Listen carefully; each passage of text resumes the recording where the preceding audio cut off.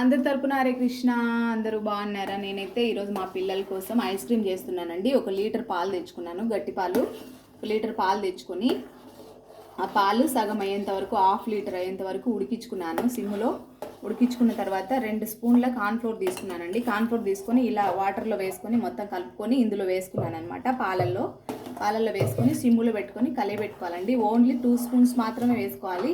1 litre పాలకి 2 స్పూన్సే cornflour వేసుకొని కలిపెట్టుకొని వేసుకోవాలి. ఎందుకంటే ఇలా క్రీమీగా స్ట్రక్చర్ వస్తుంది, అందుకని వేసుకోవాలండి.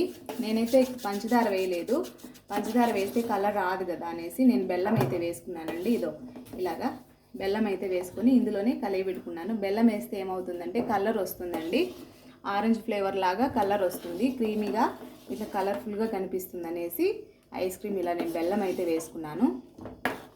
ఇలా ఈ బెల్లం అంతా కరిగాక ఇలా సిమ్లో పెట్టుకొని ఉడికించుకుంటూ ఉండాలండి. ఉడికించుకున్న లోపు ఇది కార్న్ఫ్లోర్ కూడా ఉడుకుతుంది క్రీమీగా. ఈ బెల్లం కూడా కరిగిపోతుందండి. కరిగిపోయిన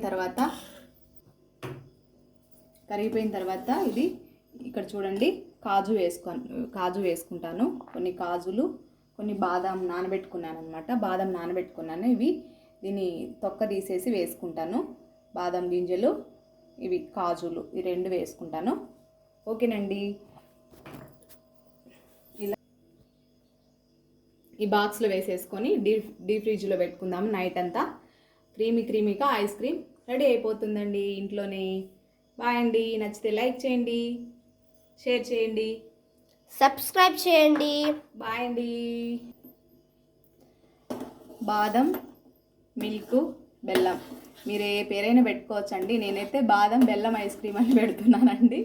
చాలా బాగుంటుందండి, ఒక్కసారి ట్రై చేయండి. చాలా సూపర్గా ఉంటుందండి, కలర్ఫుల్గా ఉంటుంది, టేస్టీగా ఉంటుంది, చాలా బాగుంటుంది. చూడండి, ఇదైతే బెల్లం అయితే కరిగిపోయింది. Okay friends, bye. నేనైతే ఈ బాక్స్లోకి షిఫ్ట్ చేసుకున్న తర్వాత నేను పెట్టే పేరు ఏంటంటే బాదం ఐస్ క్రీమ్ అని పెడుతున్నాను. మా మమ్మీ పెట్టిన పేరు బాగుందో, నేను పెట్టిన పేరు బాగుందో కామెంట్ చేయండి ఫ్రెండ్స్ ప్లీజ్. Bye bye.